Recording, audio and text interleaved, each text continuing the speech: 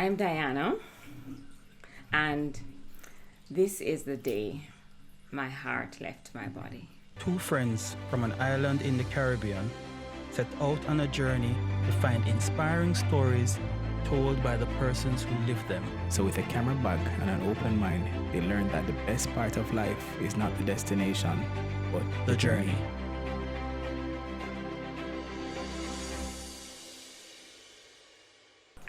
I feel like I meet you. Okay, good, you're my friend. Just get that quick. So I don't feel like I'm trying to wait to build no friendship or thing. As immediately feel like I go to the core and the heart and the uniqueness of people with time, and so I do have I can tell you most people that you will speak to about me, the thing that they will tell is that they feel like I am their friend, or yeah, they feel like we're a big time friend from long time.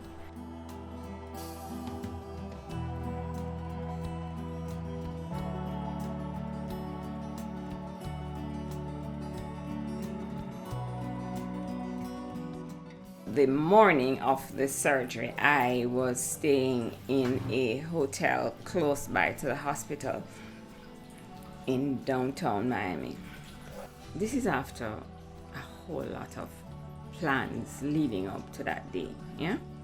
So I wake up in the morning, my body's as dry as chips because for days leading up, I could not put on any lotion, I couldn't put anything in my hair, no one can touch me because I'm supposed to be all sterile and all of that.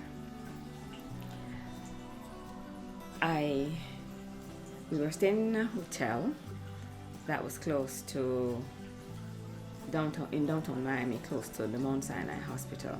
So wake up and everybody start to get ready and put on all the funny stuff that they gave me to put on, and then out checking into the hospital, into Mount Sinai. I remember, and we really felt like celebrity, because it's like the whole hospital team, they were waiting on us.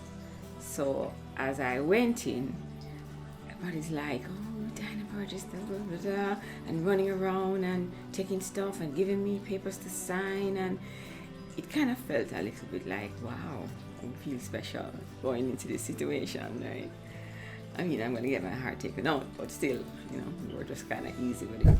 So went in and started filling out forms. I think all those forms probably related to how he went dead and thing. Well, confirming that they did tell me that I have a 40% chance going in. So they want to make sure that I signed that I was told and I was given all of the details, likely outcome of this surgery.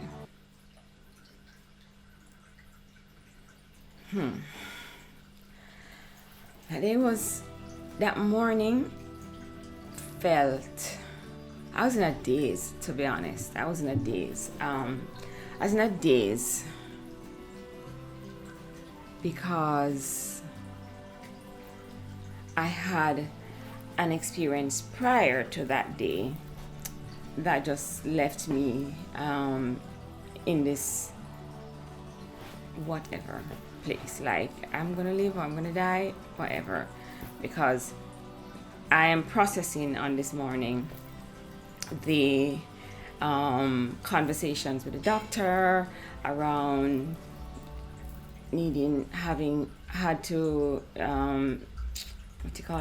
write my will, and what doctor's code I found out later for you're likely to die, where they say you need to get your house in order. So that was me processing all of that, having done that. So I did get my house in order as best as I could, and I was headed to the hospital. So we left the hotel and we checked into the hospital. I said check in because it's so fancy that it feel like it was a hotel too.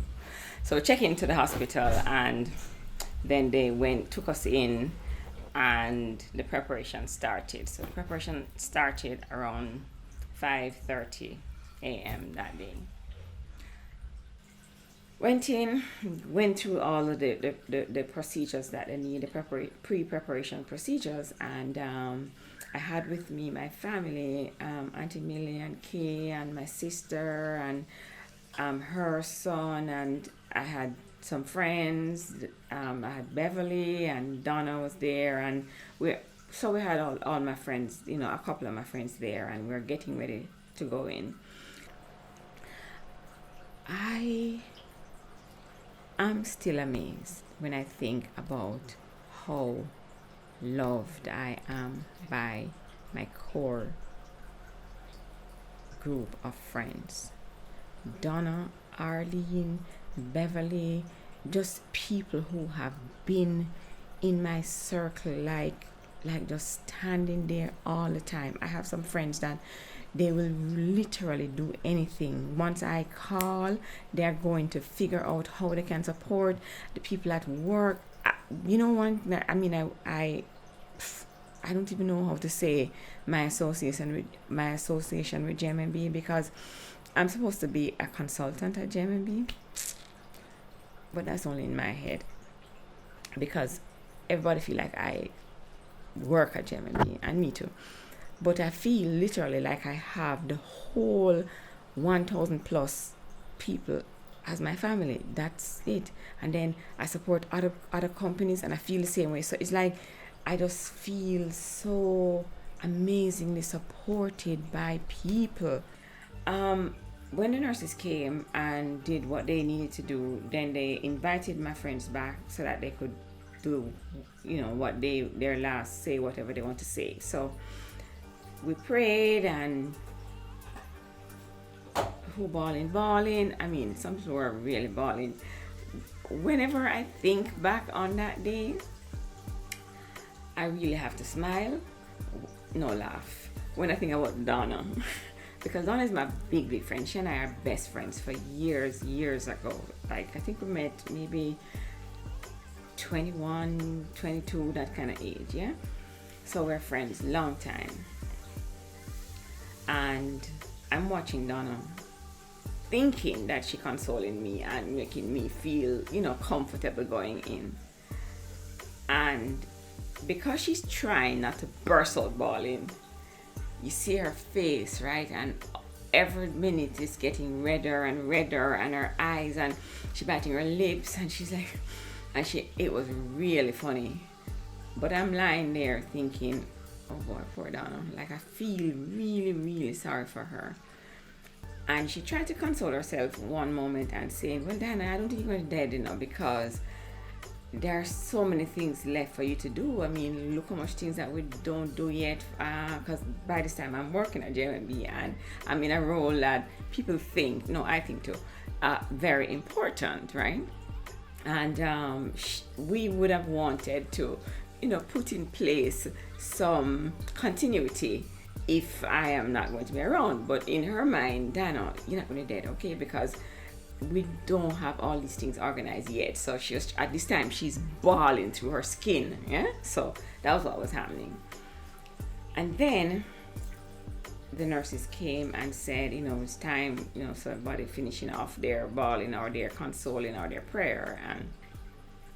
And then they're taking me away now to wheel me now into the theater. That was really a sobering moment. It was sobering because I got an opportunity to feel like I am kind of in the world of death, watching how people will be.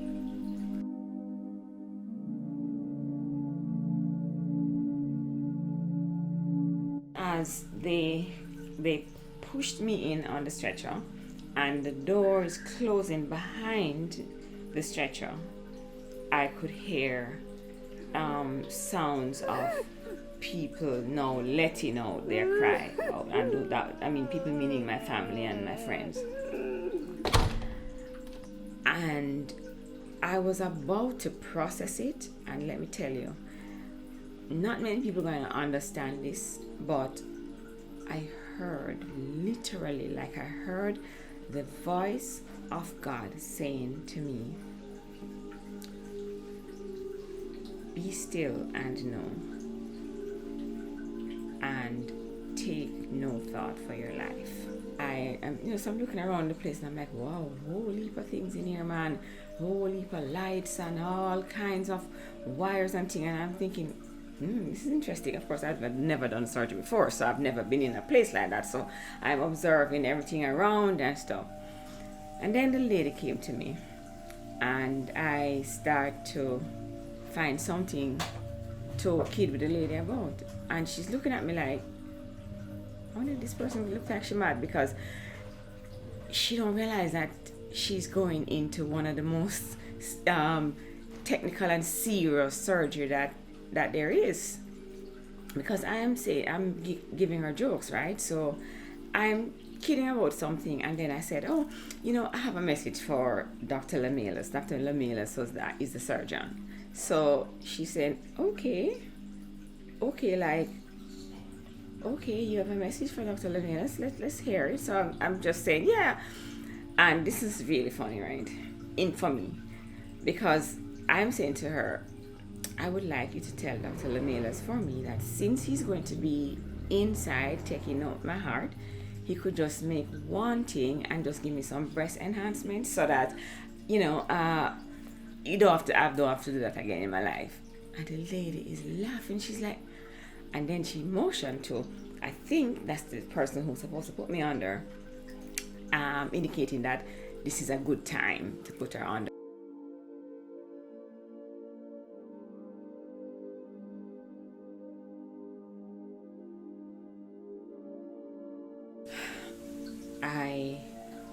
I'm waking up and I look up, and there was a clock over my head, and the clock, the time on the clock was 11:45.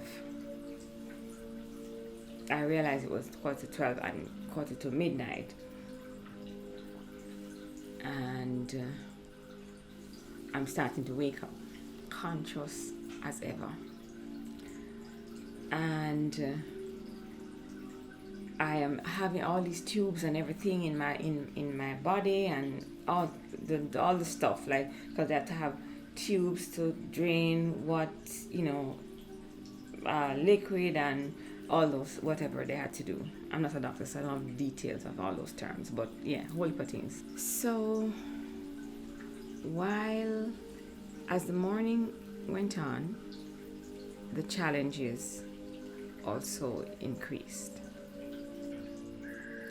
It was in the middle of the day, and I'm sleeping, and I had this, like I was choking and I'm stifling and that kind of situation. But all I know is that I was going away, and in that space I had an encounter with June. And what happened is that I am going into this garden, like a place that so beautiful I've never seen. I can't even explain it. All the way as far as your eyes can see, I'm seeing flowers and trees, and there's this path with water, and it's just a beautiful place. And June is pulling me, and June in her life is somebody who she loved me to death. Like, she was my helper, but I took care of her. She was sick, and I was the person there managing the whole situation with her, and I know even before that she just loved me. And she saw me, and she's like, Miss Diana, come, Miss Diana. And she pulling me. And I am saying, no, let me go. And she's pulling me, saying, come, Miss Diana. She's happy and joyful. And then I'm there trying to figure out, oh my God, how I'm going to get her to let me go. And in my mind, in that same dream, I just decided, she's holding on to me and pulling me. and I decided I'm gonna step on her feet, and I step back because she's behind me, and I step on her foot, and that's how she let me go. And I woke up. By this time, my friend Donna had gone back to Jamaica, and I need to explain something about that. So in the preparation, the time leading up to the day of surgery, Jamaica was managing a very challenging time in the financial sector in 2010, and Donna had a prominent role in JMB that required her to be in a host of planning meetings and designing and redesigning and deciding how we're going to respond and all those kinds of stuff. So it was remarkable that she was able to leave Jamaica in the first instance to come with me to meet with the cardiology consultant, and then come back to Jamaica, and then after we organized everything for a procedure prior to surgery, which I'll talk about a little bit, she came back up to be with me for that procedure, and that procedure was cancelled, and she came back to Jamaica and then came back up for the surgery. So once she got it that I came out of surgery alive, she had to return to Jamaica again. So between the space of a week to 2 weeks, she's been in and out of Jamaica back with, to support me. Totally remarkable.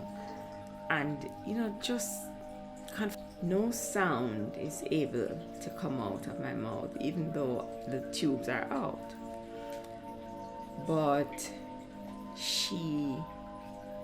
the person who was with me called her, right? Or she called them or whatever, to confirm that I'm out of surgery and I'm good. And she's in this board meeting with Keith and her brother, Keith, who's head of JMB now, and Keith and other board members, and they are dealing with some serious thing, right?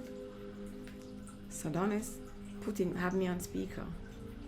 Well, have the phone on speaker and trying to encourage me to say something so that they can know that I am alive and that you can feel a little bit comfortable. And I'm listening to her, and in my mind I'm saying, like, really, Donna, I cannot say anything because there's no sound. My lungs under pressure and everything, so nothing can come, and I'm in pain.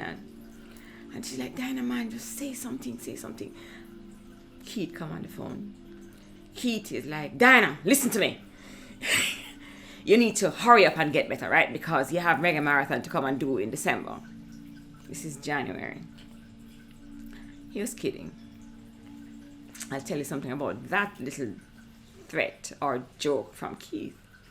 Because when he said that, I'm sure he's just trying to, just chat foolishness. But my brain said, really? Okay. And then I left it because I have to focus on getting better.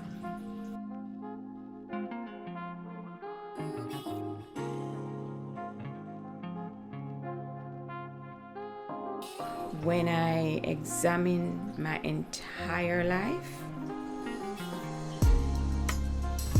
it's like I've always been living on borrowed time.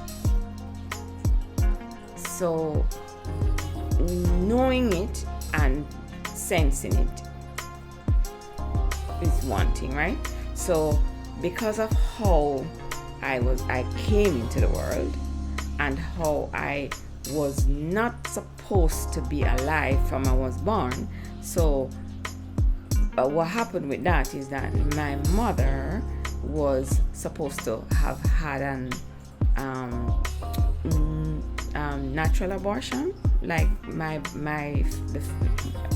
fetus fetus, who was me, started to abort itself, and the expectation was that I was not going to make it.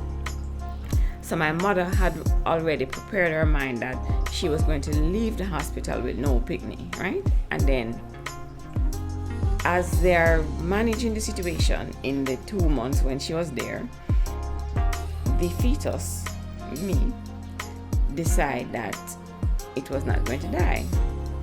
And so they're expecting me to die, and they're doing that situation, they're whatever they're doing, preparing her for that, and the fetus not dying. So I ended up being born.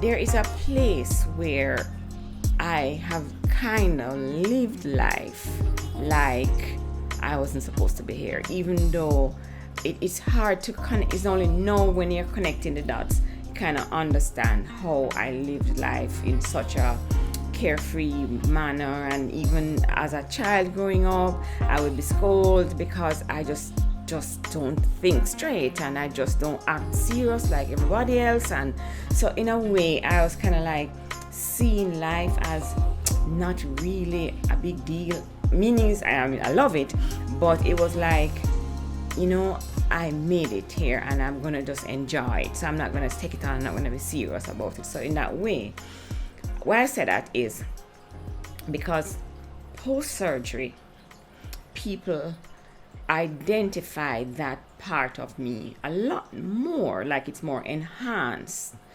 But in a way, in my spirit, I feel like to some degree that is how I have lived all my life. So that's one sense of it. And then the other sense is I feel like my life is a perpetual present moment. That's how I feel like I've been living life since surgery. I feel like since surgery, every day is like it's going to be the last day. So that's conceptually that's how I feel, but practically and literally, that's how I live. So currently I live alone. I say currently because we're going to fix that soon. But currently I live alone with my dogs, and sometimes I am going to bed feeling so ill and feeling like I cannot explain what is going on with my heart and how I feel like I'm not going to make it for the next day. And I literally have to put my passwords down on somewhere. Like if I'm going to close down my computer for the night, I say, let me just put a note as a sticky pad with my passwords for my phone and for my computer and for important things. Just leave them there because I really don't know if I'm going to wake up next morning. Life is always in draft. So there are things that I think about, and as I think about it, I grab my phone and I record it. And that's how I literally feel like it's a perpetual present moment. That's how it feels for me. And that's I do literally live in the moment by moment, and that's how I live. When all is said and done, and Diana and I am still alive and well.